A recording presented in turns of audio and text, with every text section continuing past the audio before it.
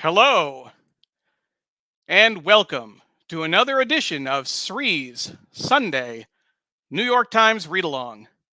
Our guest this week is Sunny Slaughter, a litigation consultant and federal law enforcement expert.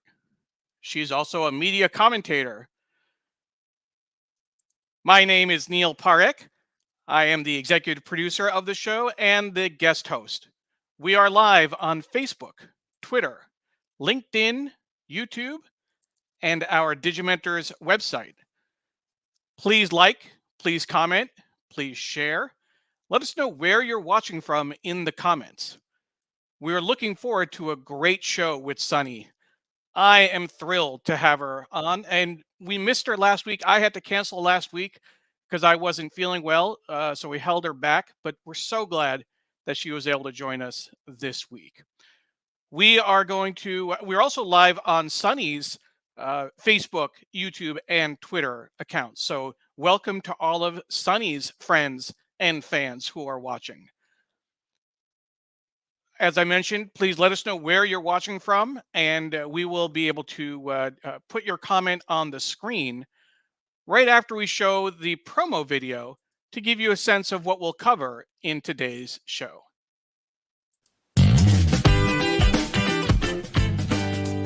This week, our New York Times read-along guest is Sunny Slaughter, a longtime friend of the show. Sunny has 35 years of experience as a law enforcement instructor, litigation consultant, public health policy expert, DEI strategist, policy writer, and media commentator. Neil Parekh will be the guest host. Sunny has been providing media commentary for years. She'll talk to us about gun violence as a public health issue, policing, Tyree Nichols, the mass shootings last month in California, and more. Over the past month, she has offered commentary on the Law and Crime Network and Crime Door. Another topic important to Sunny: February is National Teen Dating Violence Awareness Month. We first met Sunny when she was a guest on a special edition of the show focusing on the 1619 Project in August of 2019. Last month, Nikole Hannah-Jones and the New York Times launched the 1619 Project as a 6-part docu-series on Hulu. We'll also review a special feature, the New York City Mixtape by David Gonzalez, with photographs and video by Todd Heisler. Sri Srinivasan is our host. I am the executive producer and occasional guest host, Neil Parekh. Soumya Grover will help produce the show, engaging with the audience on Facebook and LinkedIn. The show is produced by Digimentors. We produce high-quality virtual and hybrid events for organizations big and small around the world. We also do social and digital consulting, training, and workshops. Again, Sunny Slaughter is our guest. Live on Facebook, Twitter, LinkedIn, YouTube, and our Digimentors website. That's a bit of a preview of what's to come. Let's go ahead and welcome some of the folks that are watching on today's show. Soumya Grover is watching. She's going to be helping out on Facebook, on Sri's Facebook and LinkedIn. Thank you so much, Soumya. Jonathan is watching from the East Village. Jonathan, always great to have you join us. We have PYR Mom watching from Tallahassee. And we have Sri watching on YouTube. I'll tell you just a little bit of a funny. When we talked to Sunny about being on the show, we actually had a bit of a debate about who would get to host Sunny. Sri and I both love her dearly. He's had her on his show several times, on his COVID show that he ran. And of course, I first met Sunny when I hosted a special edition of the 1619 Project at her house several years ago, as I mentioned earlier. I won that little conversation with Sri. He was more than happy to let me host. He knows how close Sunny and I are. Dr. Sujanath Chandrasekhar is joining, and she's saying, "Glad you're okay, Neil," and that Sunny is on. Sujana, thank you very much. As I mentioned, we had to cancel last week's show. I had a bit of an ear problem, and who better than to reach out to than our own Dr. Sujana Chandrasekhar? That's her specialty, and she was able to give me some great advice. So thank you, Sujana. I really appreciate your taking care of me. And I will say that if I do have a procedure, uh, Sujana said, don't let anybody else do a procedure on you. Come up to New York. I'll take care of you. If that's not family, I don't know what is. Thank you so much. Doug Levy is joining us from Northern California and is saying, looking forward to hearing today's conversation and wisdom from Sunny Slaughter. Absolutely. We will always get wisdom from Sunny. I'm so thrilled that she's able to join us. Uh, Naomi Service is here. Glad you're on the mend. Thank you, Naomi. Good morning from the Upper West Side. Looking forward to our stellar lineup. Absolutely. Ted Coltman is watching from DC and watching on YouTube. So thank you, Ted. Um, my mom. Hi, Mom. How you doing? And yes, I have water. My mom sent me a WhatsApp message 5 minutes before we went on air saying, make sure you have a cup of water with you in case you need it. So I ran and got it. Um, and that is so great. Thank you very much. Appreciate it. We'll just make a quick note. Sunny, just want to point out to you, uh, don't post comments through the StreamYard because you're going to send it to all of our channels and in Sri's name. It's going to confuse people. Just a quick thing because we have Sunny in as an admin on our account. But what you can do, Sunny, we'll just do some quick on-air tutorial.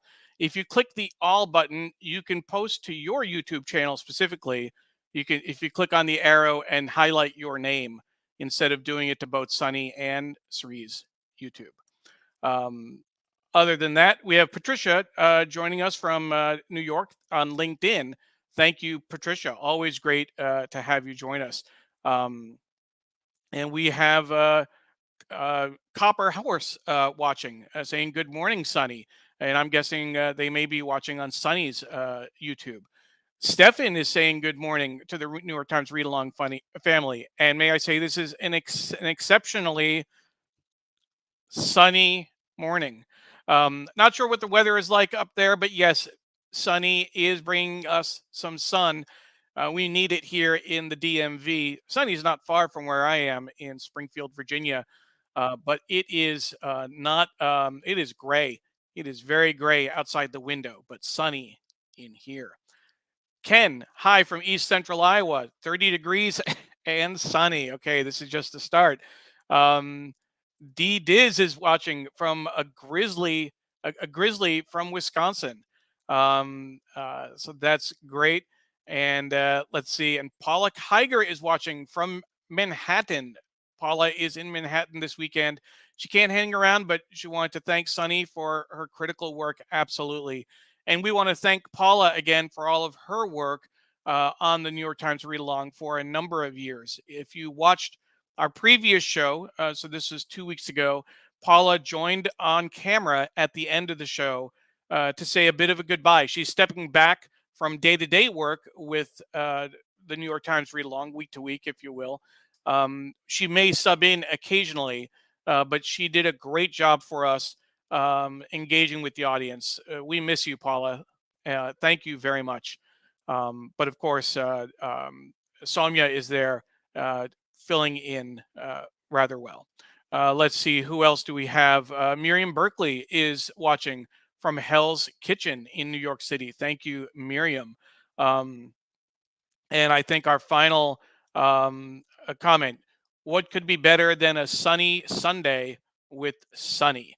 Absolutely. I think that's a great way to end this first segment of welcoming people to the show. Let's go ahead and check out what's in the newspaper. And we will come back and check out Sunny as add Sunny to the show when we come back. And there we go. So here's the front page of the newspaper. We have the devastating earthquake in Turkey, which is the display photo, and it's in the center, which is interesting.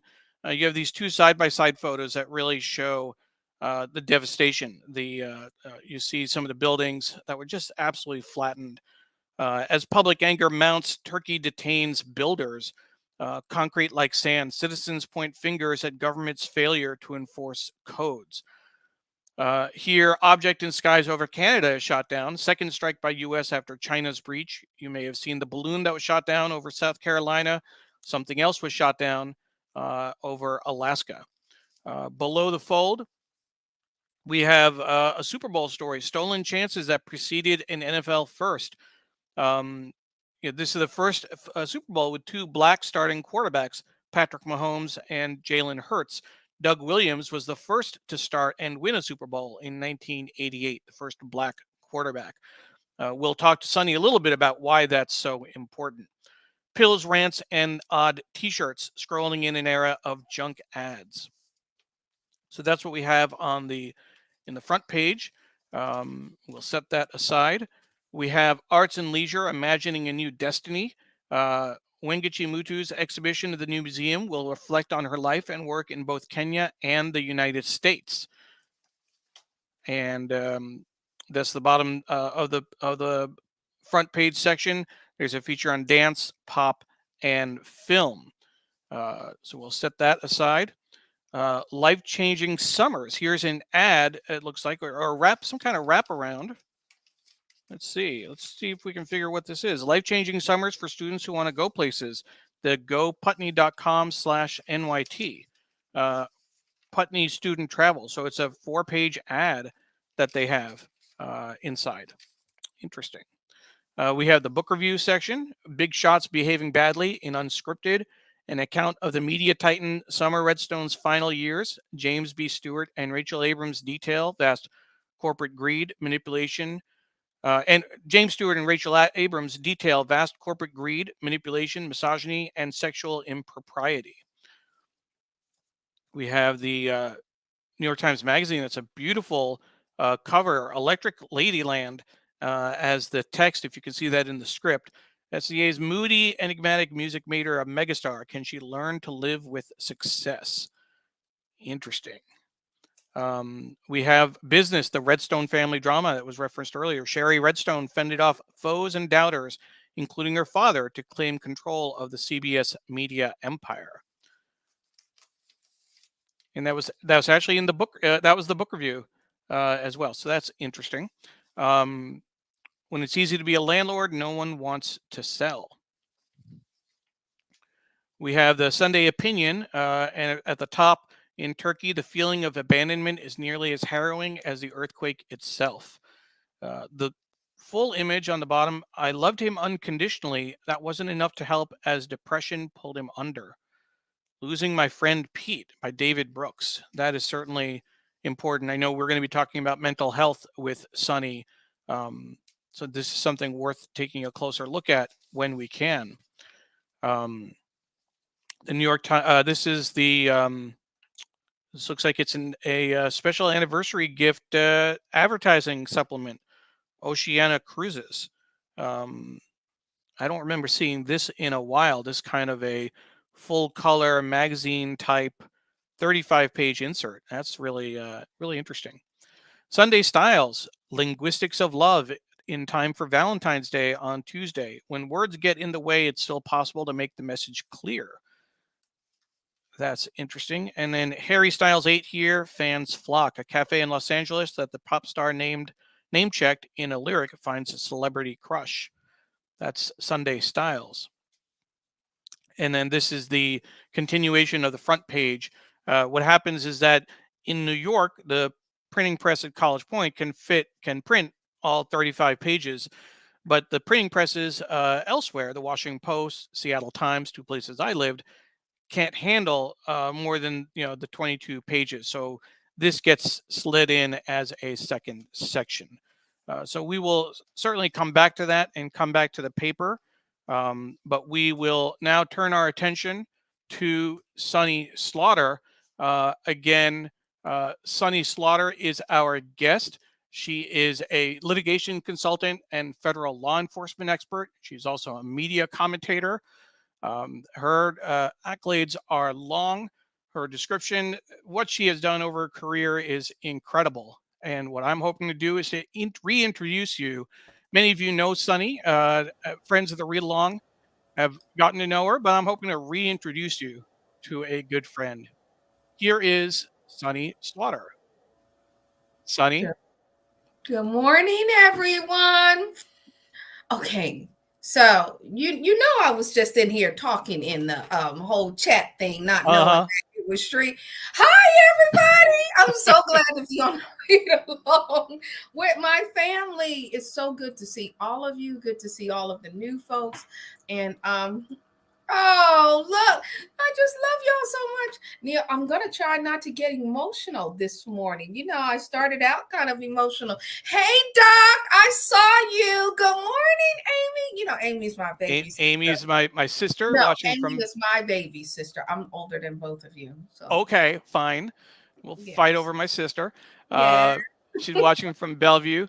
Patricia went with a sensational day with Sunny.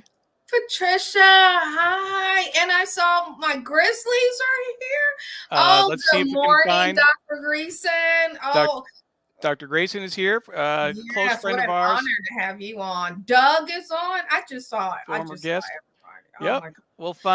We'll put the comments on, and then you can let us know if you know them, etc.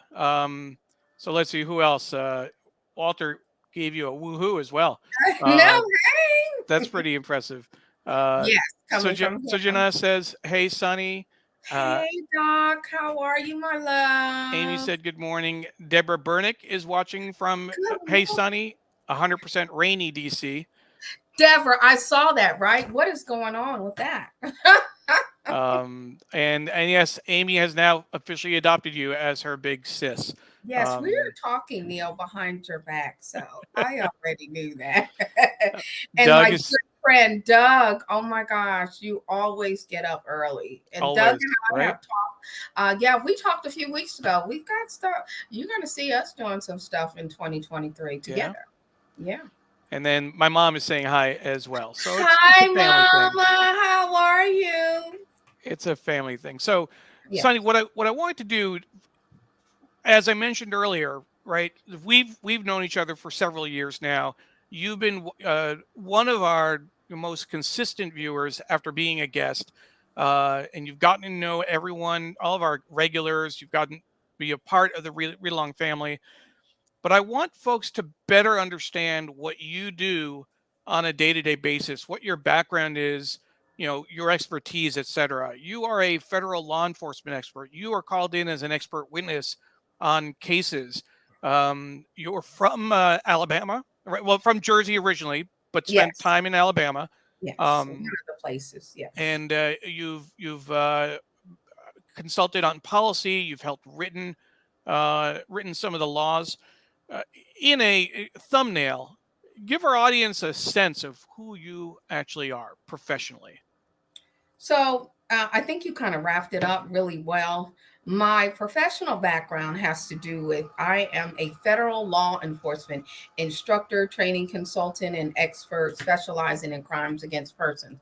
I was formerly with the U.S. Department of Homeland Security Federal Law Enforcement Training Center. So I've trained law enforcement across the country, across a broad swath of issues. I've been internationally known as a human trafficking and expert. That is one of my specialties, but I've also done so much more than that.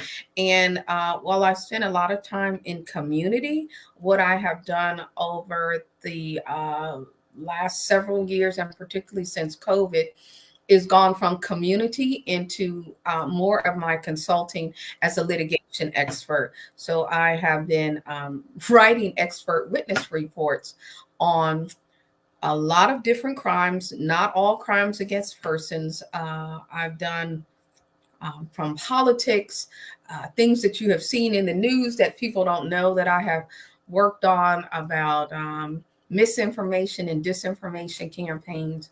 And so it has been a progression of policy work, um, writing laws, writing national policy that impact people's lives in ways. So I have had my feet in various places, but now I'm kind of doing it differently. And I've been doing the news in some form or fashion over all of these years. And I've done a lot in Alabama where I was. I've spent 30 years off and on in Alabama, but I've lived in Virginia and California. I'm in the DC area now, and I'm from New Jersey.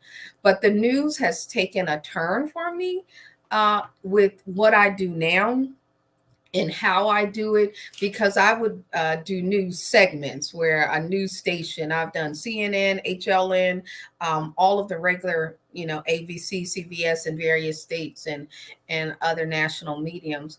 But now I have become a regular commentator, which is different, on the Law and Crime Network, Crime Door TV, and even though most didn't know, I've been having lots of conversations behind the scenes with, over the years, with movie producers about different topics, and now even more so. So, unfortunately, nothing I do, Neil, is cute. You've always known that. It is the grimy stuff that people don't want to talk about, but I think it's important. Hi, Diane. I saw Diane Stefani. I had to say hey to my girlfriend. There's Diane saying hi. Diane is a special. Sunny is a special human being who we all should be grateful to know. And our friend Stephen Kaplan, thank the heavens for experts like Sunny, who does such vital work in our society. And the Amy is calling you a powerhouse. Um, and Neil, the yep. being connected to Shree's networks, the New York Times Read Along, and the other shows that he has done has actually allowed me to do and engage differently. And I don't think that you all knew that with the experts that you have brought on, that I have been able to communicate with and collaborate with in very special ways. Stefan with helping me look at some things for a young lady in the art world. So I have taken advantage of my relationships with members of the family that you all created to broaden the lens of others and access to others that they would not have had. And that's why we say thank you for being part of the New York Times Read Along family, both, of course, you, Sunny, and everyone watching. We want to encourage people to follow Sunny on YouTube. Soumya shared the link in Sri's pages, but you can keep up with her appearances at youtube.com/I am the Sunny Slaughter. I am the Sunny Slaughter. There's an @ sign right before the I am. You can also follow her on social. On Twitter, she's Sunny_Slaughter. And on Instagram, she's I am the Sunny Slaughter. She also has a website, sunnyslaughter.com, which we will take a look at in just a bit. But Sunny, you were talking about your commentary for Law and Crime Network and others. Tell us a little bit about what exactly happens. What do they just call you up and say, hey, we want your thoughts on this trial, and you're on the air, or how does that work? So it's new to me. In January the 2nd, I got an email from one of the producers at the Law and Crime Network and said, hey, I've looked at your stuff. Can we have a conversation to see if you are interested in being appearing on our show? And I was like, oh, you got to be kidding. Because first of all, I didn't even know that Dan Abrams had created an entire network. But long story short, I thought I would do one segment, and they gave me the biggest case. It was the murder of 4 college students in Idaho, Moscow, Idaho. And what I had to do was be the law enforcement expert. So I kind of show up in my work and using my lens to kind of talk about what people are seeing there and different things like that. So now I am a regular on the show. I have my schedule already set out all the way to the end of the month, which is what we have done. So I've been making regular appearances several times a week to talk about the different crimes that cases that they are going in. And this is a little different because as I was backstage on your show, when the court cases are happening, I am backstage until they pull me out. But for the Idaho 4, I did the breaking news. Of course, I would get the breaking news segment for my very first show, of the probable cause affidavit for the alleged suspect, Brian Kohlberger. So I did that show, and we did not go to break. And it's fascinating, but it's actually a lot of work. There's a lot of reading, and you have to know the cases. I'm scheduled to be on Monday, so the producer will do like you sent me. Like we have kind of a thing I schedule, and then they send an email about the cases that I will be looking at. So there are two currently: the Alex Murdaugh case and the Triple X Tentacion case, murder trial. And then I get a full read from them of what has happened during the week, the articles, the videos to watch, and then there's a whole sheet that they provide. And I get something else when I'm doing other shows like the Grizzlies. When I've done Grizzly True Crime with Gisela K, uh, there are 93 legal documents. So she sent me the binder. So you have to be well read and focused on what is happening in addition to doing the stuff that you do every day. You need to. So I have my television on, watching one thing, and my other laptop and another laptop. So full trial mode and different things like that. It's interesting. And here is we showed the Law and Crime Network webpage earlier. This is the Grizzly True Crime page that Sunny has been a commentator on. Going back to something you said earlier, Sujanad agrees Sri's network is amazing. Yes. Absolutely. And Manuel Yanaris, watching on Facebook, throws in as well. Yes. Sri Stefan, has one of the most powerful networks I have ever seen, from the diversity of individuals that he has brought to the forefront. Absolutely. Sonny, Stefan says, Sonny, it's always a pleasure and an honor to be your friend. You have such an incredible spirit and energize us all. So thrilled that your career is skyrocketing because you are so knowledgeable about law enforcement, the law, civil rights, and so much more. And I think skyrocketing is absolutely the right term to use. I remember when things turned a corner, it was just the beginning of the year, if I'm not mistaken. All of a sudden, you were everywhere. You were posting, you were being interviewed. It was incredible to watch. But this doesn't happen overnight. As you were talking about, this is the result of years and years of hard work, of putting in the time, and you're enjoying the fruits of that labor, and hats off to you. Thank you so much. Kudos. My mom weighs in, Sonny, you're highly capable, and you're participating in these important projects.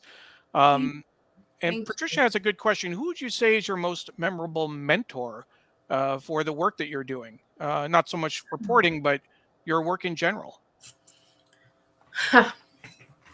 Okay, let me try not to get emotional. My mom. Ah, I was hoping I wouldn't get. So, when I was young, um, the irony that my mother worked for the New Jersey State Police, and she was also a private investigator throughout her life. But my mom used to she used to read detective magazines and all these crime books and everything. And although I was very young, I had those books open and I was reading and going through every single thing that there is. And so we used to talk about them. And I had no idea that years later, everything would make sense in a way that didn't make sense then. Um, you would think that most parents would not want their children to be immersed in those things. Anne Rule was a favorite author of mine, and but my mom had this way of letting me be who I am. Even when I wanted to be, I went to Catholic school, but I was christened Episcopalian. I had a grandmother that went to the Baptist church, another one that went to another Baptist church.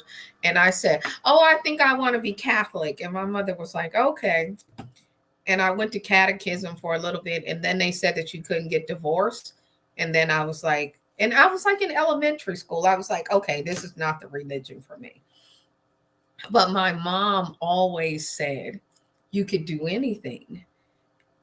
And she's gone, so she can't see me doing anything. But I'm doing it. And it was because of her that I could oh, this is so embarrassing, but this is authentically me. You're It is bringing because of her your true that self. I that this crime thing has always been a part of me. My family, my parents were like regular. Um, Good morning, Mary C. Curtis. You know, I just had like regular, they weren't, they graduated from high school. They were just regular, hardworking people. You know, they didn't do marches or any of those things like that. No major civil rights thing. So I don't know where I came from. Because, you know, but the crime stuff was a thing for me and my mom. And heck, I just wanted to be a lawyer specializing in medical malpractice. Like I was thinking that was going to be a good job. And then life just kind of went the way that it went. And I did not finish school in the way. I was 16 and my parents were, like I said, they weren't rich, but I was going to a private, you know, Catholic school, Notre Dame High School, and it cost a lot of money. I had two siblings younger than me, and my parents were trying to figure out how to, you know, keep them in private school, me in private school. Mine cost the most. And at 16, I just told my mom, "Oh, I'll go to public school." I had never gone to public school. My mom was horrified and she was so sad. I said, "Oh, no, I can do it." You know, because they talk so bad about public school. I was like, "Oh no, I could do it." And when she went to register me, they said, "Oh, the school was kind of crowded, and and I had enough credits to graduate, so I needed to do state time." So at 16, I went to night school to finish up my high school, which was unusual. And that's how, and so I got a job during the daytime, and I became the first and youngest African American to work for the New Jersey Attorney General's office. And it kind of, so I was there in the word processing pool, and the black lady said, "Oh, there was a job opening in the director's office." And they said, "Oh, they'll never hire black people up there." And because I'm always saying, "Yeah, okay, I'm not listening to those people. I never listen." I decided to apply, and I got the job. And I became the first and the youngest to work in the front office. So I've Wow. always been who I am. I'm a little feisty person. So I managed all of the files for the casino operations in the state of New Jersey. Mm. It started then at 16. I want to make sure that you're getting a lot of love. We'll put Thank some of you. these comments on the screen. We'll read through them as I go. Amy saying that's so beautiful. Ken Fisher sending his love. We have Sonia saying this warms my heart. Um, my sister saying that's so inspiring. Secret Twist, I assume watching from your YouTube channel. Good morning, beautiful Sunny and Grizzlies. Those Um, are my Grizzlies. the So Grizzlies. that's, yeah. So the Grizzlies is from the Grizzlies True Crime. You guys have got to find love to them, because let me tell you, Gisela K, she's got, the Grizzlies are the beast. Do you hear me? They Okay. got game. I I say I that. I will say, Patricia said when you were talking about your mom, and you're saying that she's not, unfortunately, she doesn't get to see everything you're doing. She absolutely can, and I would agree. She is watching. She is thrilled with what you're doing. May her spirit and legacy live on. May her memory be a blessing to Thank you. all who knew her. And that is the reality. I think that you honor your mom every day with the work that you're doing, and you know that she's with you. You can talk to her. She may not be able to talk back depending on what you believe and what you hear, but you always have her as that source, and I think that's so important, Thank particularly poignant as we remember that Sri's mom passed away just uh, Yes. a little bit more than a month ago now, and he wrote very poignantly about that in his newsletter. You can find his newsletter at srinet.substack.com. I'll put that link on the screen. If you go Yes. to that, you'll see a very personal piece, and I should put that on the screen since we're talking about that. Uh, our colleague Zach Peterson, also wrote in that same newsletter, which he doesn't usually do. He wrote an essay about his mom. He lost Hmm. his mom at 18. That's Zach on the right. When he was younger, that's Sri on the left in the little baby chair with his mom. So I encourage you to check out his newsletter, srinet.substack.com, srinet.substack.com. And while we're talking about Sri, even though I was teasing you a little bit about the comments that were coming in, that you were putting in, Sri actually did watch on Twitter, and he took a moment to say, "We are so lucky to have you, and I'm jealous Neil Parekh gets to interview you. Thank you for all you do." So Sri Tree, I love you. took a moment. You know that. And I want to say out loud, Sri, thank you for sharing your mom with us. I remember the episode where Shri's parents were on, and uh, so lovely. They did so much work across the world, so impactful. So when you see Shri doing everything that he has done and continues to do, it is from the root of who he is and his mom. What a blessing she is to all of us for what she has left. Um, in her legacy with Shri and his siblings and her grandchildren, and in her husband, and in all of you and us. Absolutely. Dee Diz, what a legacy your mom has left, and you are continuing. Thank Um, you so much. it's so clear you're passionate about your purpose and inspirational. Walter gave you a standing ovation. Oh, Um, from oh, that Walter is like, Grayson. thank you, Um, such an honor, such an two honor. two people I think very highly of, Walter and you, and you both know that we've had you on the show, both of you. But I also, want to let folks know that I reach out to Walter and Sonny and our Mhm. friend Stephen Bradley, a former guest on the show. When I have questions, they are my source of support and clarity. So I really want to thank you for playing that role in my life. Mary Curtis, keep on keeping it real. She can relate. Her parents were relentless. You had to tell my mom no to her face, and we learned so much. Um, Mary C. Curtis is such a she has become a mentor, a friend, a leading voice, someone that I follow, that I, not even just personally, but professionally. She has placed me with the Off Dead Project, and now yes, I'm an alum of the Off Dead Project, and just kind of show up in that space under her mentorship as she encourages so many women and others to write the stories that need to be written and told from a very unique lens. Thank you so much, Mary C. Curtis, for everything you have done. absolutely. Sujana says, I've always felt that when people say no, it just means find another way. That's that part, Right? doctor. Yes, that yeah. Absolutely. Or no, not them, or no, not now, but no, find another way. Yeah, it's just never no, it's not the end. It is usually not the end that we often think of it. For me, I'm that way. I think of it as, you just might not be the right person. And you started something earlier. You've got Mary Curtis crying. Mary Curtis is another one that another former guest and has been great, a great supporter of everything that we do. Thank you, Mary. And it was great. Even it was even a year and a half ago now, I think it was.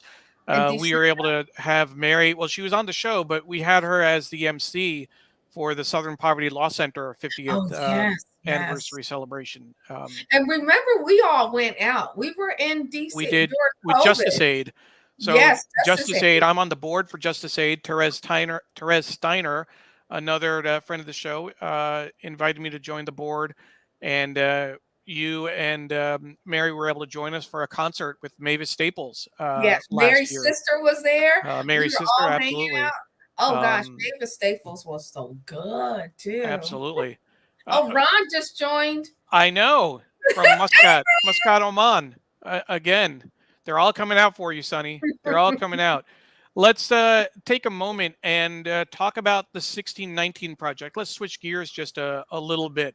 Mhm. As I mentioned, we first met Sonny when we did a special show on the magazine special edition that came out back in August of 2019. And Sonny said she has these on her wall. But Hulu, New York Times, and Hulu just launched a docu-series, Yeah. the 1619 Project, a six-part series hosted by Nikole Hannah Jones. Um, Sonny, let's talk about the 1619 Project for a while before we talk about the docu-series itself.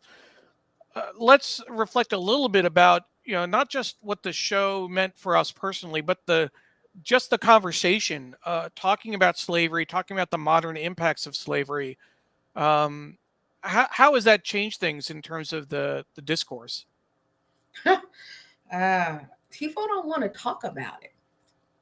There are, there is silence. I think some people get energy from the silence of not acknowledging the truth of American history, not just Black history, but American history that is very diverse, very rich, very integrated. Uh, Slavery is really white history that has impacted Black people. I heard something similar to that. But it's so much to unpack. The 1619 Project brought forward the pain of a people. And you might just think I'm thinking Black people. I'm talking about the pain of one people brings forth the pain of all people. Because in humanity, when you dis disguise the truth of someone's pain and history, you just discount everything about who they are. So when people say that slavery didn't exist, slavery still exists. It is nuanced, it is complex, it is varied. But the 1619 Project said, I am here. Acknowledge this in ways that others had not in the 21st century. We have marches, we have protests, we have laws, we have conversations, but the 1619 Project was so impactful and is so impactful. And it is impactful because people don't want us to talk about it. They don't want Hannah Nikole to exist. They don't want the work to exist. They don't want the conversations to be had. That's how you know. It's not that nothing else has happened, but when it becomes so big that people believe in suppression, then that's how you know. I think that It's was powerful, Sonny. Particularly to make the point that it's having an impact when people don't want us to talk about it, and they deny it and they belittle it. I think that, you know, this it was eye opening for a lot of people. I think that it's a history that some people were more familiar with than others, frankly. You know, redlining and the health issues and the history of the police departments around the country. I mean, all of this is known history for some and eye opening for others.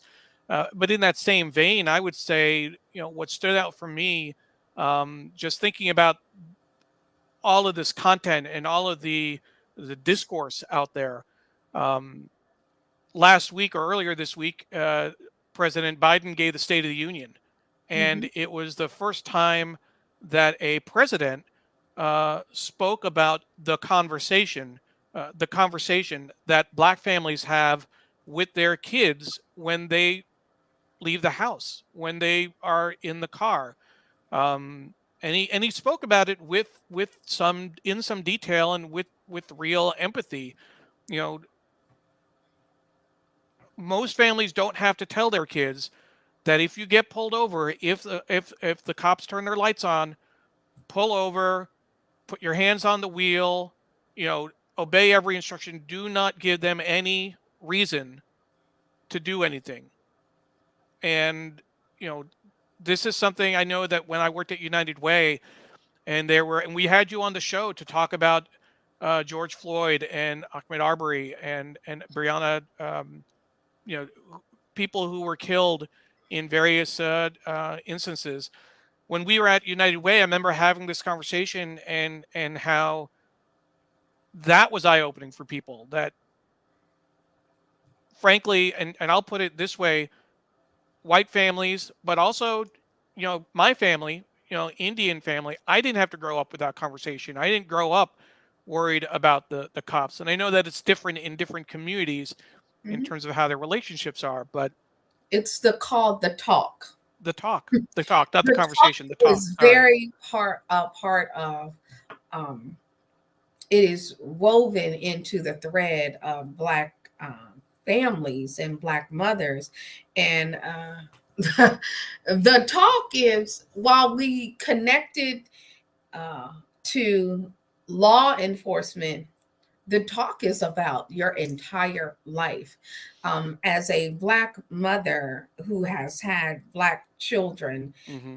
and uh, in the same breath and push that I welcomed them into the world, I also cried, not for the pain that I felt giving birth, but for the pain that I knew that someday they would ultimately experience. It is in the same breath and vein that I look at them, and you and I, Neil, had a very poignant talk last night about my own son. I am the mother of 4 biological children, and one of my children, my youngest son, is in trouble. I can't help him through.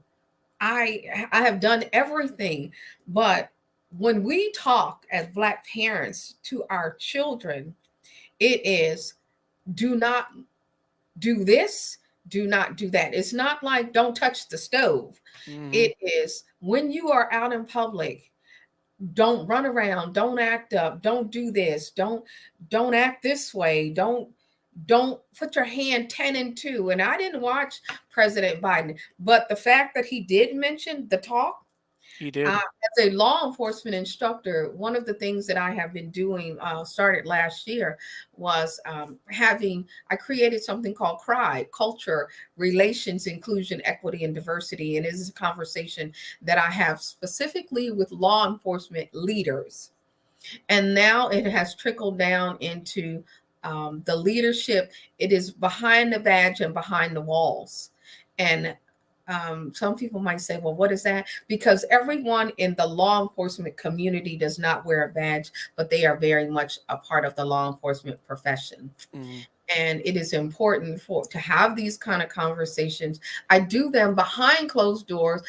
I won't ever say who has had them and who has not, but they're very open, they're very hard, they're very frank. And when I show a version of the talk, the room is still, it's quiet. It is and not just for some people. And while we think history and the talk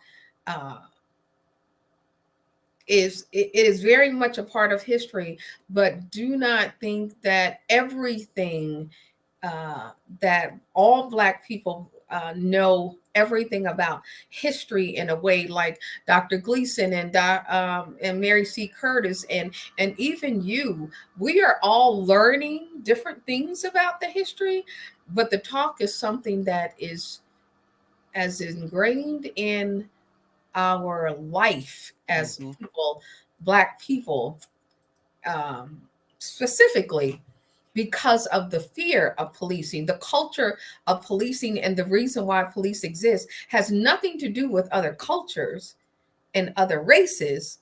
It was designed to be very specific for Black people. That type of control was measured. And when I teach that to law enforcement professionals, they don't know. People are in the profession, but don't know the real history of how it came about. After slavery, to catch runaway slaves. And that is such a nuanced conversation, to catch runaway slaves, because how they were caught and what happened to them. And I know we'll talk about it later, but when the Tyree Nichols, the conversation that someone had, well, see, Black police officers are doing it too. That is not a new conversation. I want people to understand, and I teach this. 30 seconds. Coming back on the plane and set the end of last year with one of the bass players for Patti LaBelle. I was sitting in first class. Can y'all imagine? I'm actually sitting in first class now. But anyway, so he and I were sitting together. He had been performing in Birmingham, Alabama, and we're on the plane, and the other lady that was sitting next to me on the other side, white woman, she actually managed at one time all of the travel arrangements for all of these Black performers, right? And so the Black man sitting next to me, the rest of the section was white. And he says, I'm so glad that I'm sitting next to you because I want to talk to them. I talked to him from Birmingham to DC. And when we got finished, one of the things that he learned was policing is a very visual thing, because he was saying about his interaction with law enforcement. And I said, so is it the white police officer that makes you fear, or is it the Black police officer that makes you fear, or is it the uniform? And we got down to it, and he said, I never thought about that. So it is the uniform. It is what happens when people put on the uniform and the badge that tends to change who they are and how they interact with people. I asked him, does he have the same interaction with Black and white men in uniform or Black and white women? He said, so women tend to police differently than men.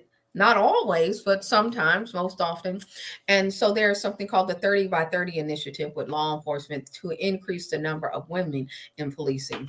So it's so complex and so nuanced when we think about slavery, when we think about policing, when we think about all of the things that we are talking about. Sure. It's heavier. I want to bring in some comments. Ron Thomas shared that, yes, went through it all with my kids. Both were pulled over numerous times over BS. Ron, thank you for sharing that. Mary Curtis shared that her son was profiled and stopped when he was driving in a nice car in our own neighborhood. He took it to court and won, but I shudder to think what could have happened if he had argued it at the time.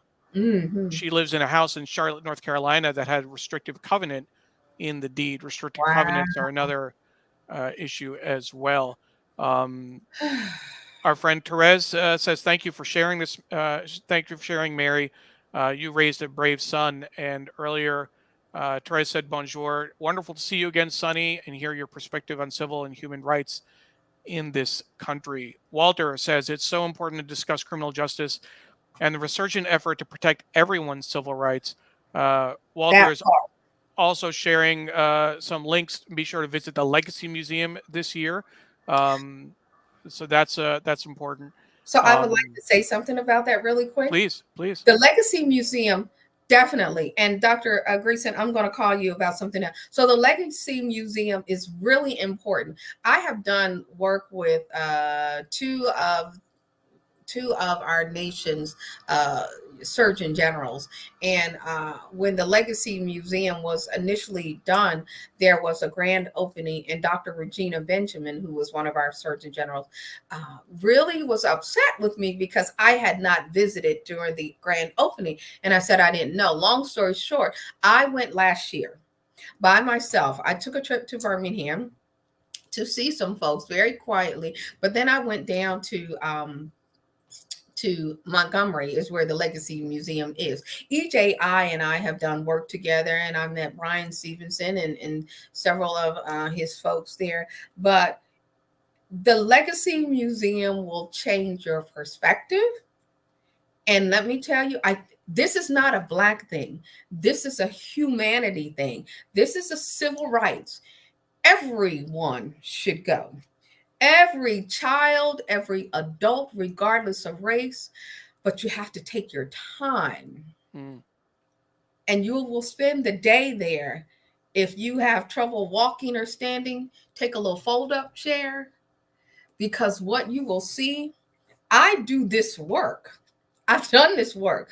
I have done work with the folks that have put together the museum. When I left, it was the flood of emotions and everything. Go to the museum. It's two parts. Go to Montgomery and visit. Everyone should know, because we all don't know. I want to share a few more comments, and then we still want to talk about Teen Dating Violence Awareness Month, which I know is an important topic for you. Lita Live is watching, I assume, on your YouTube channel. "I am South African, was born in Rhodesia. We farmers were slaughtered there, and we fled here in 81. Now we are being slaughtered in South Africa. Where do we go?" This is an issue around the world. Sonia says, "I can't even begin to imagine how tough it must have been for you to experience this with all of your kids. It's really frustrating to see this happening. We all want our kids to feel safe and protected, and it's heartbreaking to see that it's not always the case. We need to work toward building a system that treats everyone fairly and with dignity. Thank you for sharing." Yeah. So I have two boys, two girls, and let me say this, Neil, before we. So my oldest son is a scientist. My oldest daughter, I did the TED talk about. My youngest daughter works in HR.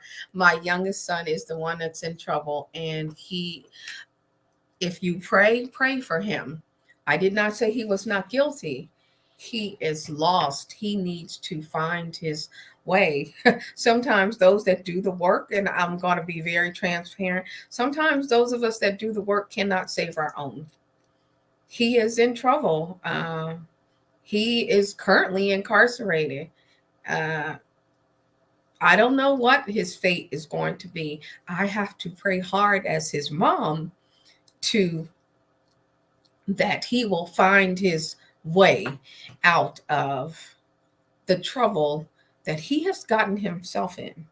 I have done everything that I possibly can, but I am very much a realist, not just in my personal life, but in my professional life.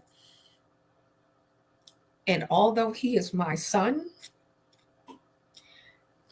there are consequences to all of our actions. And this is hard for me as a mom, but there's a reality that you cannot do things that you know you should not do.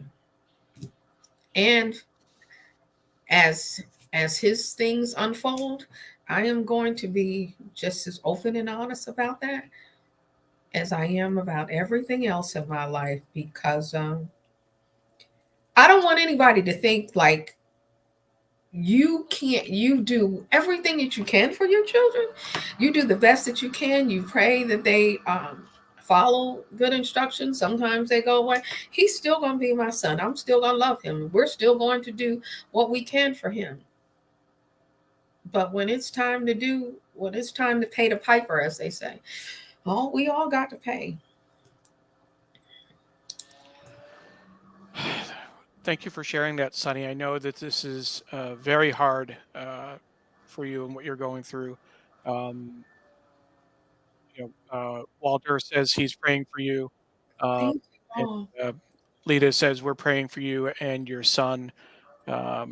Patricia, he'll find his way. Um, Amen. Patricia. Yeah. Prayers. My mom says it takes a lot of you to talk openly about your son, and we support your courage. And we talked about this, Sonny. My sister weighs in as well, that she's also praying for you. Um, this is hard when this is what you do, Yeah. and your family is not immune to it, and you've had your own challenges over the years, your own story, your own journey. um, I have to I'll share, if it's okay with you. You Yeah. mentioned to me on the phone, and you said, I'm going to have to talk about this at some point. I'm going to have to share this. I didn't think it would be less than 12 hours later this morning. Yeah. um, I figured you need a little bit more time. So I want to honor the fact that you felt comfortable with our read along family and your folks watching on Facebook, Twitter, and YouTube. I feel very strongly about this family and about this group that we've built up, and I've shared some very um, uh, personal and sensitive Mhm. topics here. So thank you for honoring us with opening up and bringing us into this story, into this journey. It's not lost on me how important that is. Neil, when you and I were talking, I was actually having a full come apart with Neil yesterday, because he was like, "Wait a minute, I was just asking for one thing," and um, but this is in real life. In real life, I am not a pretentious person. I am not going to say, "Oh yeah, everything is so great, everything is so grand."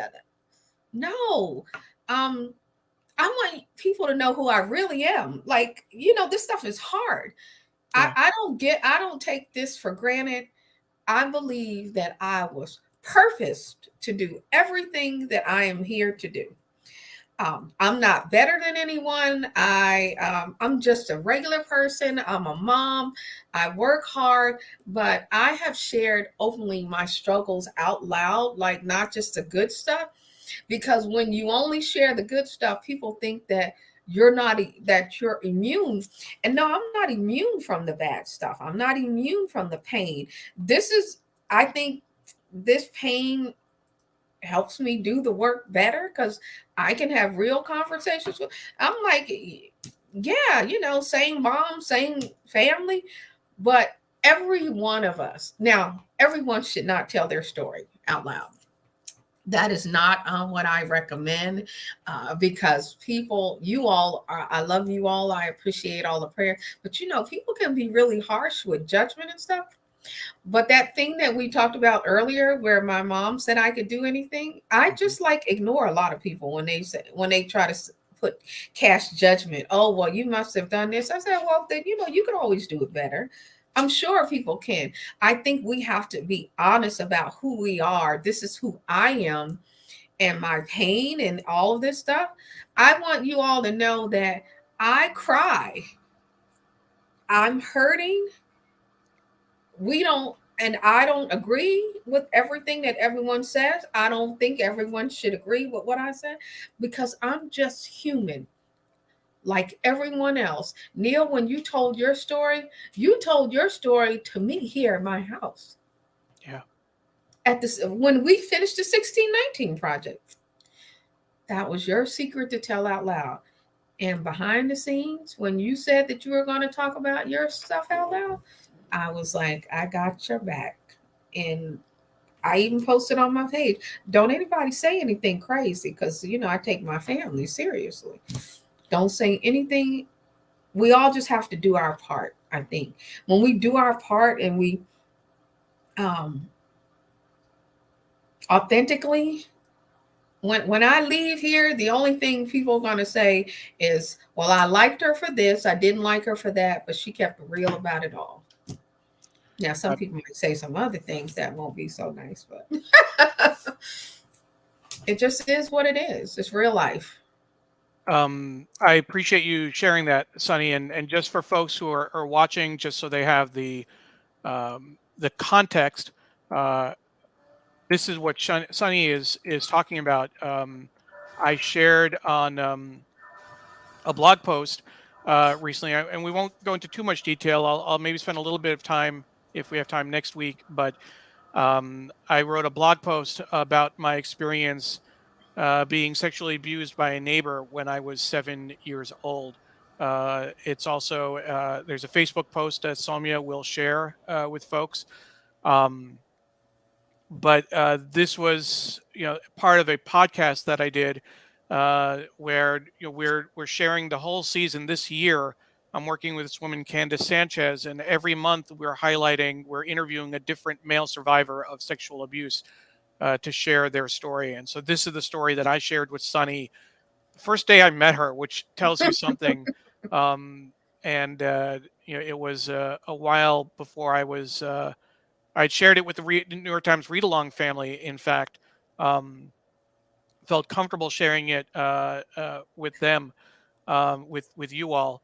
But this podcast was a whole different thing. This blog post and on social media, and I will say that the response I've gotten has been incredible in terms of the support and the comments. And so I really want to thank everyone for that. So if you get a chance, please feel free to read. I don't want to go into the details just now, but I do want to thank you, Sunny, for your support and for calling attention to that. Um, in that um, uh, in that realm, I want to draw attention to February being Teen Dating Violence Awareness Month, something that you wanted to make sure we talk about. Um, this is from loveisrespect.org from their website. Hmm. Tell us a little bit about why this is so important, Sunny. Uh, well, for so many reasons, but teen dating violence is a conversation that we don't really like to have. We don't like to talk to our young people. And Neil, your story personally is one of the things where silence uh, is a big factor in how young people deal with violations against them. Um, and teen dating violence is that type of violation. It is the type of crime that goes uh, undiscussed by parents.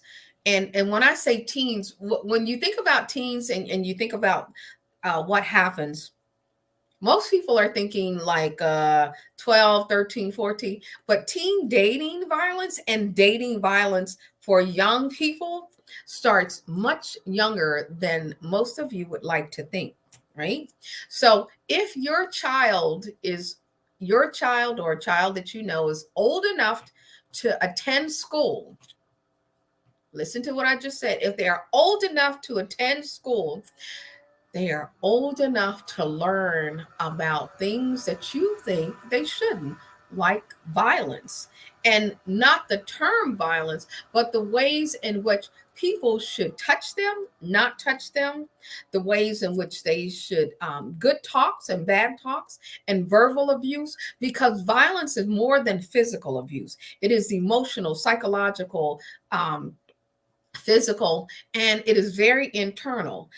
Children go to school with other children, and while you think you are protecting your child or the child that you know by not saying anything because they're too young, is what people say. If they're old enough to go to school, remember they are learning things from individuals that you cannot control information from. We should be having very direct conversations without being direct, age appropriate, and talking about the things that matters. Children in schools mimic the behavior that they see around them. So while everything might be great at your house, it might not be so great at Sally and Jesse's house. Okay. Mm-hmm. So they may be seeing things and then they're coming to school. There was a 6-year-old child in Virginia that brought a gun to school and intentionally shot his teacher. Yeah. Okay. I don't know if you heard that. 6 years Yeah. old. He knew how to pull the trigger. Teen dating violence is a conversation of, and we should not think of relationships and dating, even though that word dating is there. Young people date differently now.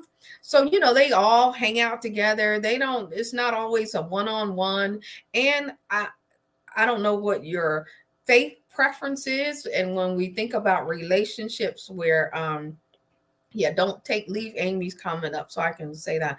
Where we think about, well, boys dating girls, people have different types of relationships where girls are interested in girls and boys are interested in boys. And so we have to think about people.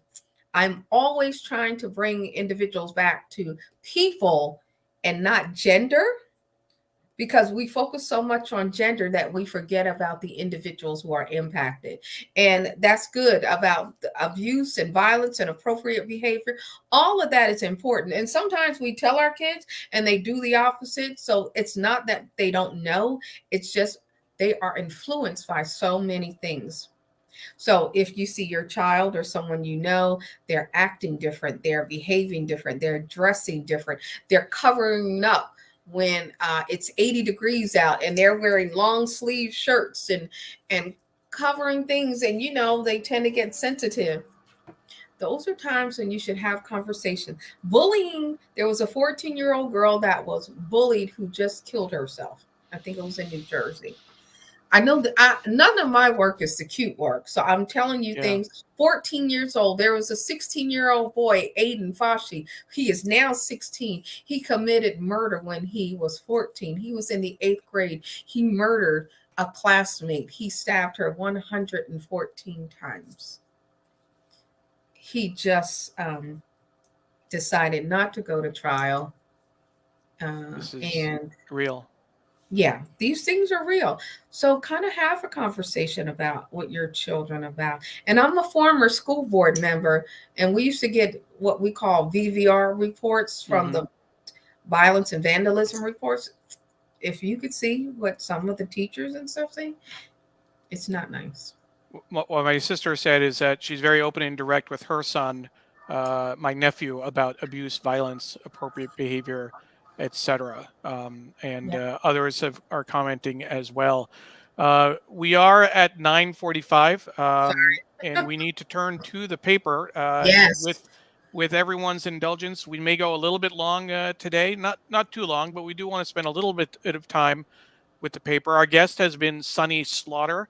And she is a litigation consultant, federal law enforcement expert, and media commentator, and just an incredible human being.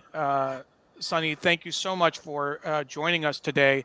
What I'd like to do is to turn to the paper and remind people that if you're joining us late or if you missed the first part, you can go back to the beginning. Once the show is over, you'll be able to go back and watch it from the very beginning on the same channels that you're watching, on Facebook, on Twitter, on LinkedIn, on YouTube, and our Digimentors website. So let's go ahead and dig into the paper, and I will turn my camera off and turn over to this section. And then if you see anything that you want to jump in on, Sunny, certainly let us know. I'm sure there was going to be a lot of interesting content to talk about. We looked at the front page earlier. This is the display photo about the earthquake in Turkey and Syria. Um, the devastation there is incredible, and they're always heartbreaking stories Yes, from that that kind of was event. so horrible. And I was just in via Zoom uh, in Istanbul, Turkey, talking Yeah. about human trafficking about a week or so ago for the Global News Network. And these type of devastations and horror, what they do is they exacerbate criminal activity even more based on how people become even more vulnerable. And Amy's saying that replay is a must see for those who arrived late. Thank you. Absolutely. Patricia is saying thank you to the production team and to Sunny for an amazing episode, heartfelt and enlightening. And we haven't even talked about the news yet. I know. Yes. Um, Mm, one thing I want to point out we looked at the redesign of pages A2 and A3. One of the features that they have, Megan DeTrolio was our guest in December. She led the redesign. One of the interesting features that we have is where Times journalists are reporting around the world. mm. So there's, they're highlighting Mauna Kea, Hawaii, Bridgeport, West Virginia, Turkey, of course, and Tokyo, to make sure that folks understand how where Times journalists go to get the story. In the international section, a Cold War over fox hunting heats up in the countryside. This is in England. Um, we have a story about a Mexican ex-lawman. Um, Here's an interesting piece. Gender term used for God is considered by church. The Church of England is considering whether to use gender neutral terms to refer to God, a Wow, spokesperson said on Thursday. That is that's interesting. interesting. Yeah, definitely. Um, some articles from Ukraine, and then more on Turkey. And then this is, of course, and this is really impressive to look at Yeah. in terms of, and we can't get it. I'm going to see if I can raise my camera up a little bit just to give you the full sense. This Wow. is a 2-page spread showing photographs before and after down this middle column, before the quake on the left and after on the right. Just devastation. And then a detailed look at a neighborhood, a bustling Turkish city reduced to piles of rubble. Um, this is definitely also interesting the way they laid it out in the paper. In the national section, workers fighting overdose crisis are hanging by a thread. This is Dateline Osceola, Iowa. And then going right along, we have an NYPD officer accused of spying for China struggles to clear his name. Let's see what else. This is an I think this is an interesting story on the right, just in terms of, again, the photography and the layout. Barricaded roads on tribal land and a dispute rooted in American history. Beautiful photo across the top. Sandy Schlosser and Joseph Hunt, who are neighbors, have been crossing a frozen lake to access their homes in Lac du Flambeau, Wisconsin, after tribal leaders blockaded roads in a land dispute. But just a very, very well done article. And then here's an article about the Super Bowl. Phoenix sees Super Bowl as a chance to show off its new look. And then this is the end of the front section, based on what the printing press here in the Washington Post could handle. I want to see if the Metro section is in the next part of the paper. So let's see if we can find Metro in here. Yep, here it is. So I want to take a moment to look at this piece. This is a New York City mixtape, and this is where it starts. So again, we're going to lift the camera up, and now I'm going to remind folks that a gift link and the PDF of this section is available on our website. So if you go to our website, you can find that. Let's see here, right? The gift link and the PDF for the New York City mixtape right there. If you go to digimentors.group/New York Times NYT Read Along, you'll find this show with Sunny Slaughter. But what's interesting, it's written by David Gonzalez with photographs and video by Todd Heisler. Online, you have video and you can hear the music from these different areas. And it's in terms of the layout, again, I'll lift this up just a little bit to see the full layout. You can see the great photography. They highlight It Feels Like Home up here.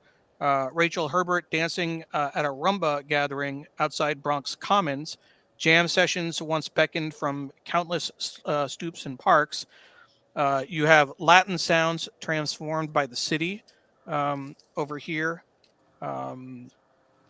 That sense of collectivism, a yearning for deeper meaning. Children in Crown Heights at a percussion workshop led by Marlon Sobel, who joined the Lubavitch community after a spiritual awakening. And down here at the bottom, and I'll make sure you can see over here, this is Above and Below performers with the Bangladesh Academy of Fine Arts in the Bronx at a Bangladeshi theater festival at Levittown Hall on Long Island last fall. Mother's Courage and a Punk Rock Gift. The final community that embraced us were the punks, said Penelope Williams Left, whose son Mateo, 28, died in 2021. And then down here at the bottom is singing with a Chinese repertoire with musicians in Columbus Park in Manhattan. This is what they were able to do in terms of the 2 pages are black and white in the national edition. In New York, you have 4 pages of color, which is really incredible. I'm going to take a moment here and bring up the website. So let's see if we can do that real quick. So you can get a full look at what the New York Times is bringing you today. So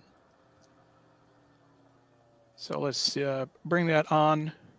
And there we go. I'll take the camera off.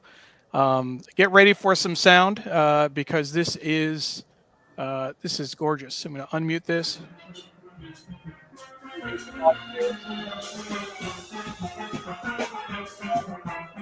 If you scroll down, and again, a gift link is on our website, you'll see different pieces. Drums Against Developers.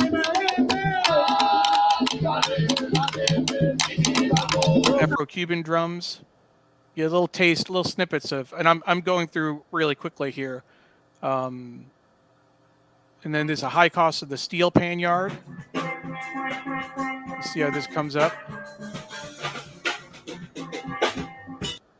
And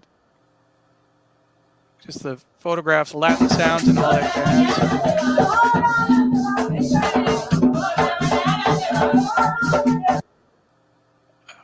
A little bit more. From Soweto to Hasidic Brooklyn. They're so cute, aren't they?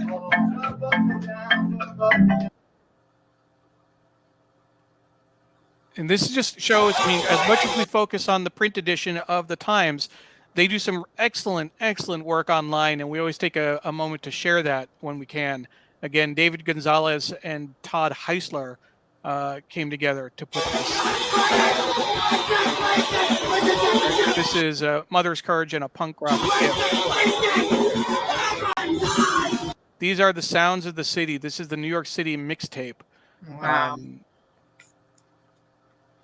Bangla in the Bronx, Bangladeshi community. Beautiful.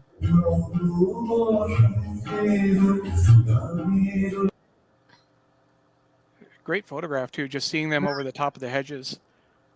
And I think there's one more, a few more maybe. This is 7,000 Songs on a Dragon-Headed Erhu.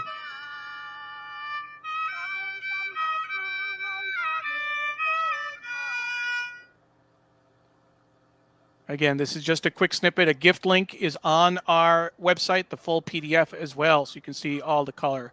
So this is the full thing. And I want to give a shout out. Jeffrey Singer, a longtime contributor to the Times and fluent Mandarin speaker, helped with the Chinatown reporting.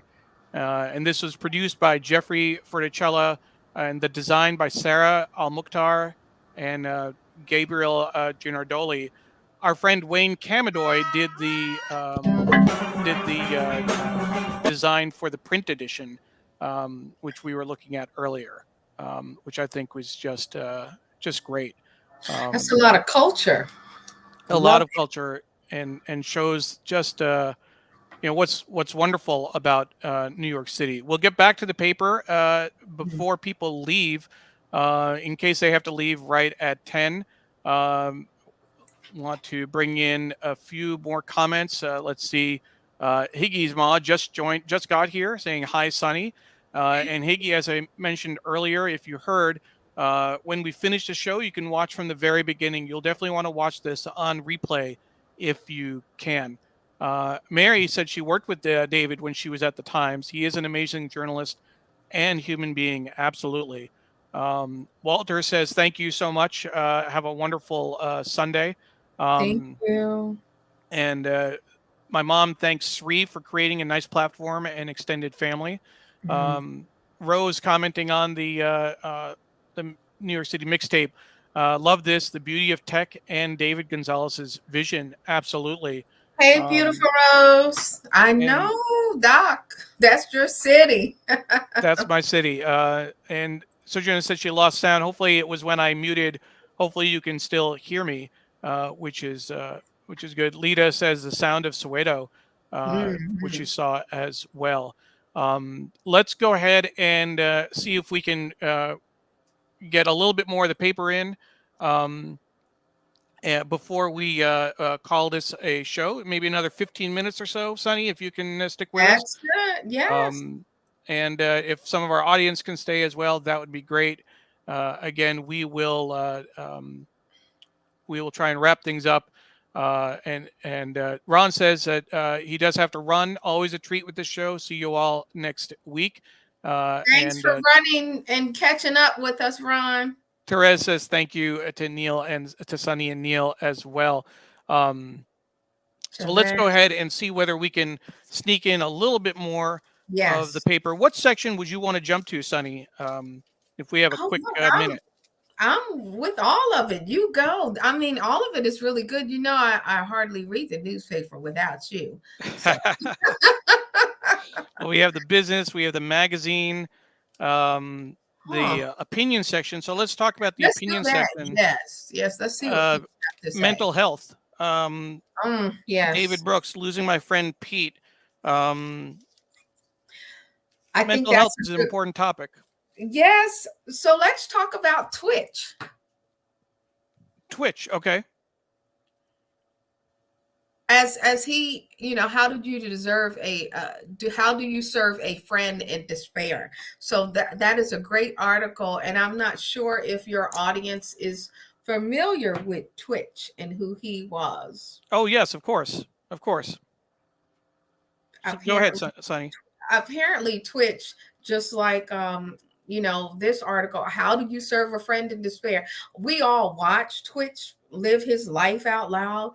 And of course, we don't know what was going on in the background, that he decided to unfortunately end his life several weeks ago, and leaving a wife and children and family and friends and an audience who loved him. Oftentimes, I just don't think that we recognize. We see people for who they are in one vein, but not who they are totally. And that was the part that he kept hidden, that his family kept hidden from us.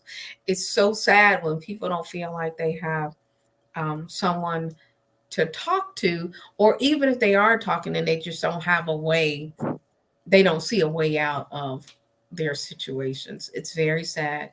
And I think we have to give one another grace. whether we know them personally or not. We just got to give people a little more grace in these times that are very challenging for all of us. So that is my wish for everyone, to read this particular article. How do you serve a friend in despair? Because oftentimes people don't know when someone is in despair. In 2021, I decided to take a full break from social media, from doing any work, because I was in crisis. Like, I wasn't going to kill myself or anything, but the work was so heavy for all these years, and I didn't know who I was. Like, I know I'm Sunny, but I needed a break. And I took all the time that I needed. I had no boundaries. I had no filter. I was saving everyone. And then I realized I was saving everyone and I wasn't saving myself. And I think it's really important when we acknowledge that. And so now when people ask how you doing, I don't say I'm good, because that was what I used to say when I really wasn't good. I tell people I'm well, and I am. Even with my son and all the pain, I am well. So we have to give each other a moment. We have to give ourselves a lot of moments. Last night, Neil, I had like a whole meltdown with you, but I wasn't having like a whole break.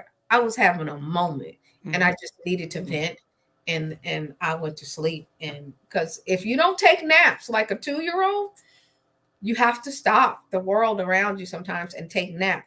And I think 2-year-olds know how to take naps better than anyone, because they get a little cranky and everything. And then once they take a nap, then they wake up and they're like all new. And I think we have to do that for ourselves and for others.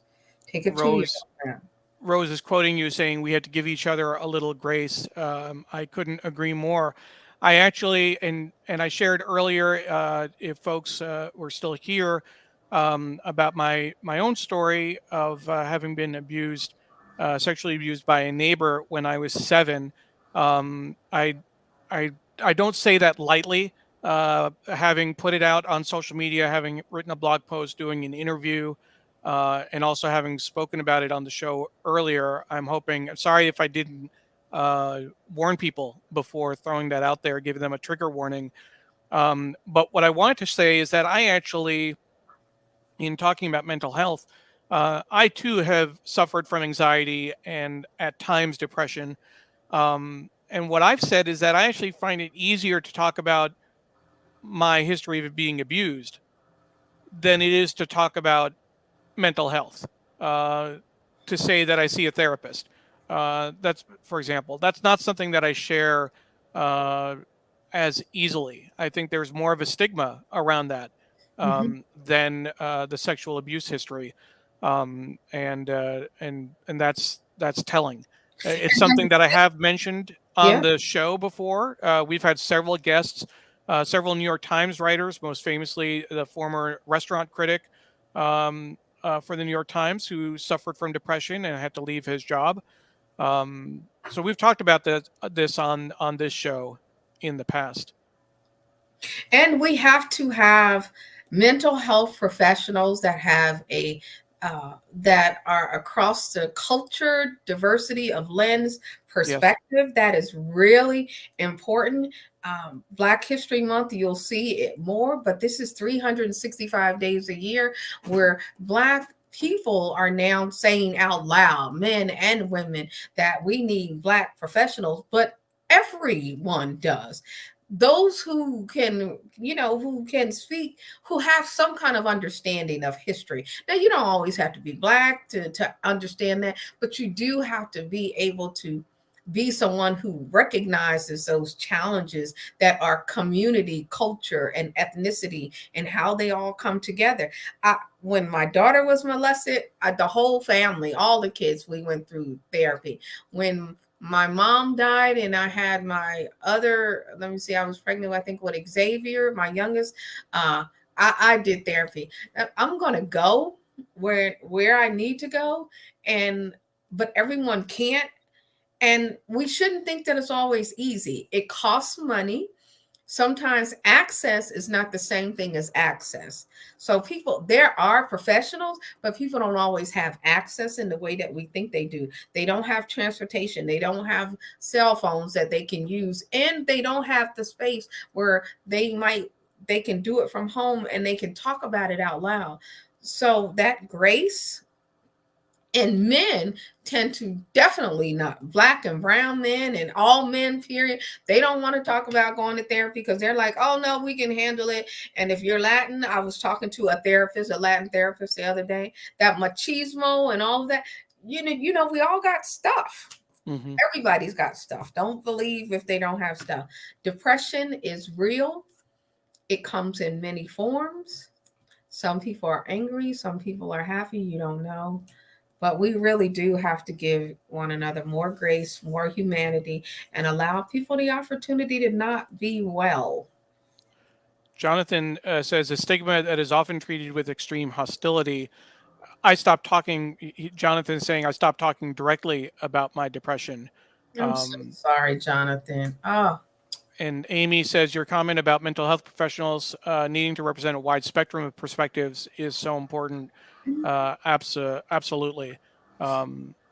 Absolutely agree with that. And Neil, thank you for sharing your story and talking about, that's painful to, I know it's painful for people to hear because some people don't want to recognize it. But your bravery and coming forward, you have helped. What did I tell you? You have helped more people than you know. And Thank you, I take the whole thing about men and abuse, how seriously I take that, because we are so gendered in mental health and abuse. We get so gender blind by things. I take great offense to that. Thank you so much. I really appreciate that. Our guest has been Sunny Slaughter. We've had an incredible conversation. The one question we didn't get a chance to talk about, I don't know if you have thoughts, and I can turn over and go to the sports section. What does it mean to you to have two black quarterbacks in the Super Bowl? Are you a football fan? Are you a sports fan? And does it matter on this issue? So let's get down to the real deal here. So yes, I am a football fan. I always have been. I used to watch the Super Bowl every year. My daughter told about being molested in 2003 after that Super Bowl. That was the last time she was molested. And then I shied away from watching the Super Bowl. But just to clarify, she told you after, or did it happen at school? No, my daughter was, the last time my oldest daughter said she was molested by the man I was married to happened on Super Bowl Sunday in 2000, and it was actually 2002. Okay. So it was in that year. So I stopped kind of being involved in the whole Super Bowl thing. But I love football. I love NFL football. I'm not so crazy about the whole college thing. But let me tell you. Oh, I'm watching football now too. Healing is a wonderful thing. To have two black quarterbacks, they are young, and I saw somewhere that they said they were Christian. Okay, that's even better.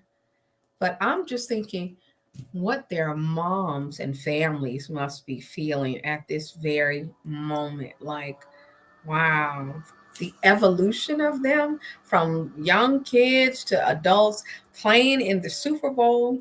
And two, we've never had this. We've never had two black Super Bowl quarterbacks. And I love them both, but I'm from New Jersey.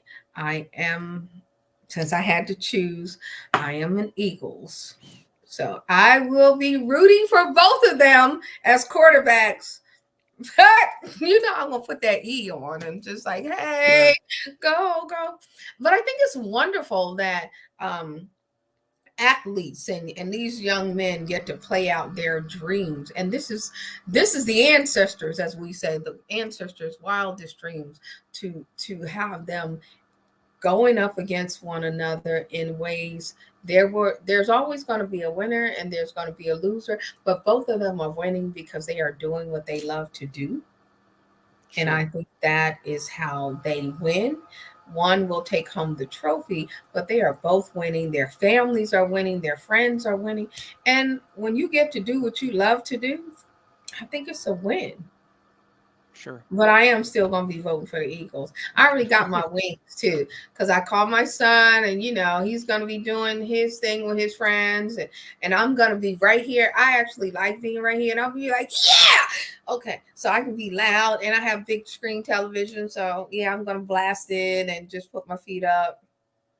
Fly, Eagles, fly, right? Yeah, and I've always been a coach from the sidelines. Sure. But now Mary C. Curtis did Yep. have. Yeah, Okay, I was going to put up Sonia's shared a link to the article, at least on the Cherie's Facebook page. There's an article in the Times about both quarterbacks. But yes. Mary's comment, she has mixed feelings on football, the NFL treatment of injuries and concussions, racial injustice. Absolutely, but they do need to do better. Mary C. Curtis is absolutely right. And years ago, so I have done actually some work with the NFL Retired Players Association. And I actually know a lot of retired NFL players across and many in Alabama. So I helped them create the Retired NFL Players Association in Alabama. So I have spent a lot of time with players and the injuries and concussions when it comes to young people. That is something that I did with Sherry Jackson is one of the leading news anchors, and we did a whole story around injuries and concussions, and that is true. And that there are racial injustice issues that are tied to this because most often Black players play, they don't often play and get the same amount of money unless they are. And there are so many players, and how they get selected. It is a gift to be able to play at the highest level. Mm-hmm. There are lots of players who don't get the same portrait, and there are no NFL owners that look like us solely. There's one that kind of looks like me, the Yes. owner of the Jaguars, Yes. Mr. And Khan, but and not enough. But not enough. And the fact that we could talk about the one, and it's 2023. Exactly. And he is like really good too. He's been around, but that's still a problem. Yeah. Oh yeah. Oh, without question.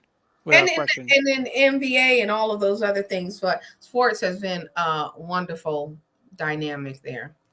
Before, I'm going to make a few quick announcements. We'll come back for a final word. But my mom, getting back to our conversation of mental health, people can talk easily when they go to the doctor for medical problems, but don't talk about when they go to a psychiatrist or therapist. It's that whole issue of it's an illness.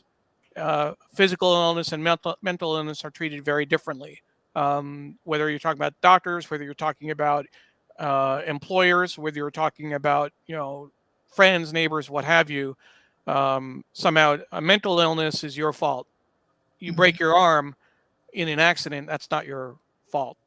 Or if you have a congenital issue, etc. So it's just something that we still need to work on. Sonny, I'm gonna give you a quick break. We're gonna make a few quick announcements, and then we'll bring you back to close out the show. Again, our guest has been Sonny Slaughter. I want to give a big shout out to Sonia Grover, who stepped in to help on Facebook and to share comments and engage with the audience.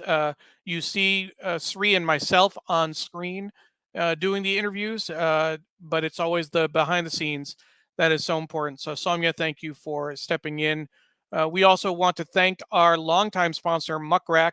They have been a longtime sponsor of the Read Along and have supported Sri in a lot of his projects. And we thank you for your support. We also want to thank the Local Connection newsletter. The Center for Cooperative Media at Montclair State University brings you the Local Connection newsletter each week. It offers story ideas and pro tips for journalists. Best of all, it's free. You can subscribe at bit.ly/local news tips, bit.ly/local news tips. So with that, we'll bring Sunny back on. And Sunny, thank you so much for joining us. And let's see, we really want to highlight everything you talked about. I mean, the topics we covered, from mental health to gun violence, the police, talking about Tyree Nichols, talking about the 1619 Project. But more than anything else, talking about your mom, I think really touched a nerve, and really, and talking about your son, again, the family, and how personal we got. So I want to thank you. And Jonathan really sums it up well. An absolutely wonderful and important conversation. Sunny is magnificent. And Amy says she agrees 1,000%. Sunny, thank you. Thank you for years of being a source of support and just a rock. I love you, Neil. I love you too, Sunny. You are definitely my brother. And the New York Times Read Along is my family. I thank my Grizzlies for coming. I love you guys. Yeah. Several people were watching. See if I can find, I think there was a comment from... there's been so many.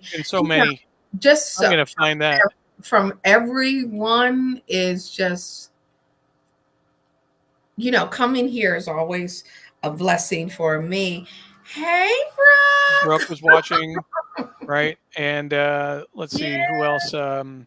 Kaylin was watching. She said, "Good morning, all Grizzlies." My Grizzlies. And Copper House was saying good morning to Lita as well. Your folks showed up, Sonny. Your folks, and Copper says thank you for everything you do. Your friend in New Jersey. That's right. Jersey rocks. You know everything from Jersey is just like how. Absolutely. Salmia says thank you for joining us. You're such an inspiration. Thank you. Sujana says wonderful show. Have a great week. Thanks, Doc. And, we close out with family. If you're my sister and my sister is your sister, our mother is your mother too. And there's my mom saying great show. So thank you. With love that, you, love you, Neil. Bye. We will end the show. And D Diz says wonderful discussion as well. Thank you, D Diz. Rose, the comments keep coming. I can't quit the show. Women to follow, Sunny Slaughter. What a force and inspiration. Thank you to Neil Parekh and Digimentors. Absolutely. And Rose, we look forward to hearing more about your summit that you're holding, your Women to Follow Summit, February 28th. Oh, yes, Rose. I'm looking forward to hearing more. Sharing that and putting it out there. Thanks for everything you're doing on recognizing women to follow. Yeah, we'll look forward to hearing more about that in the coming weeks. We went a little bit long. Thank you for sticking with us. We will see you again next week. Take care. Bye-bye.